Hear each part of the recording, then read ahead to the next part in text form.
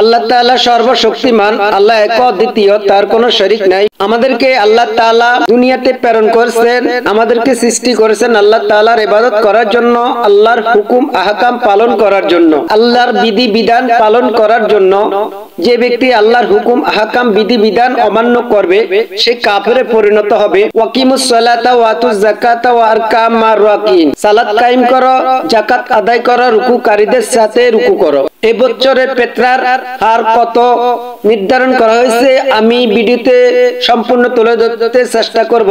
জনপ্রতি সর্বনিম্ন 110 টাকা, সর্বোচ্চ 2805 টাকা নির্ধারণ করা হয়েছে। মঙ্গলবার 11 মার্চ বাইতুল মোকাররম ইসলামিক ফাউন্ডেশনের সভাকক্ষে জাতীয় সাদগাতুল ফিতরা নির্ধারণ কমিটির সভা 1446 হিজরি সনে পেত্রার হার নির্ধারণ করা হয়।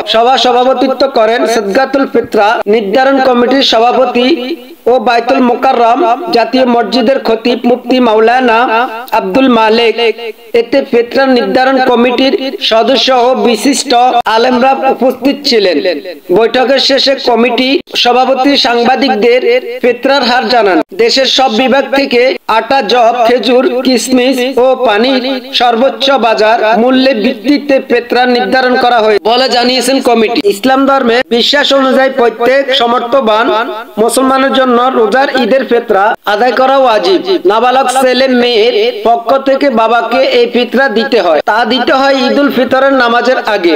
মুসলমানরা সামর্থ্য অনুযায়ী গম, আটা, খেজুর, কিশমিশ, পানি ও জবের যে কোনো একটি পণ্যের নির্দিষ্ট পরিমাণ বা এর বাজার মূল্যে ফিতরা হিসেবে গরিবদের মধ্যে বিতরণ করতে হবে। আটার ক্ষেত্রে এর পরিমাণ 1 কেজি 650 গ্রাম, খেজুর, কিশমিশ, পানি ও জবের ক্ষেত্রে 3 কেজি 300 গ্রাম। এই সব পণ্যের বাজার মূল্যে হিসাব করে সর্বোচ্চ সর্বনিম্ন ফিতরা নির্ধারণ করতে হয়, ফিতরা নির্ধারণ করা হয়।